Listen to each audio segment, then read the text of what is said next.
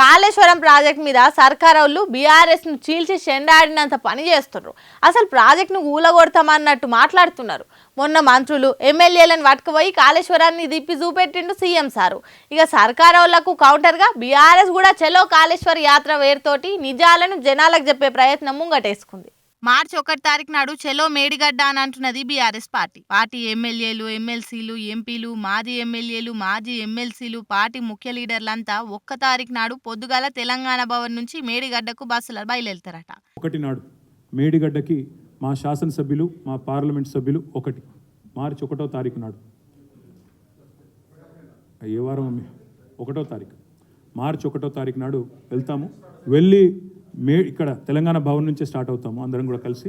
మరి అందరం కూడా మేడిగడ్డ నుంచి మొదలుపెట్టి ఎందుకంటే ఇప్పుడు ఈ ప్రాజెక్ట్ మొత్తం మీరు అధ్యయనం చేయాలంటే కనీసం వారం రోజులు పడుతుంది బ్రదర్. మీరు కూడా మరి తట్టాబుట్ట అన్ని చదువుకొని బిస్తరాన్ని కట్టుకొని వస్తేనే వారం రోజులు పడుతుంది. కాబట్టి వాళ్ళు అనుకున్నట్టు ఒక చిన్న బరాజ్ కాదు కదా, పెద్ద ప్రాజెక్ట్ కాబట్టి కొంత 1 వీక్ 10 డేస్ పట్టినా సరే సమగ్రంగా మీకు చూపెట్టే బాధ్యత మాది. తర్వాత కాళేశ్వరం ప్రాజెక్ట్ తోటి అనుసంధానమైన అరొక రిజర్వాయర్ ను ఒకటేనుకొకటి పోయి చూస్తారట. అవిటి మీద అవిటి ప్రయోజనాలు ఏందో జనాల ముంగట మళ్ళోసారి పెడతారట. మాతోటి వస్తానంటే కాంగ్రెస్ వాళ్ళని కూడా దొలకపోతాం, వాళ్ళ కళ్ళు తెరిపిస్తామని అంటున్నాడు కేటీఆర్ సారు. దండుగా అన్న ప్రాజెక్ట్ తోటి మెండుగా పంటలు ఎట్లా వండిస్తున్నాయో చూయిస్తామని సవాల్ చేసిండు. చాలా ప్రాజెక్టులు ఇప్పుడే నేను ఇంత పెద్ద లిస్ట్ చదివిన, చాలా ప్రాజెక్టుల్లో సీపేజ్ వస్తుంది, లీకేజ్ వస్తుంది. వచ్చినప్పుడు వాటిని ఎట్లా రిపేర్ చేయాలి, ఎట్లా మెయింటైన్ చేసుకోవాలి, యాన్యువల్ మెయింటెనెన్స్ ఉంటుంది, ఇవన్నీ చేసుకుంటూ పోవాలి.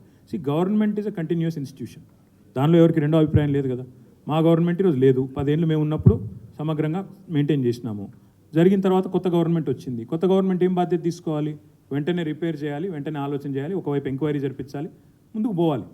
ఇప్పుడు మేము ప్రభుత్వంలో ఉన్న నాడు ఒక పంప్ హౌస్లోకి నీళ్ళు వచ్చి మునిగింది, దాన్ని మళ్ళీ రిపేర్ చేసి పునరుద్ధరించి మళ్ళీ నడిపినాం కదా. మీరు మొదలు చేయవలసిన పని చేయండి ప్రభుత్వంగా. ఇక సరిపోయినాయి పవర్ పాయింట్లు, మీ బిల్డప్లు, మీ శ్వేతపత్రాలు సరిపోయినాయి. చేయాల్సిన పని చేయండి. రాష్ట్రంలోని రైతులకు పంటలు ఎండకుండా చూసుకోండి, గొంతులు ఎండకుండా చూసుకోండి అనేది.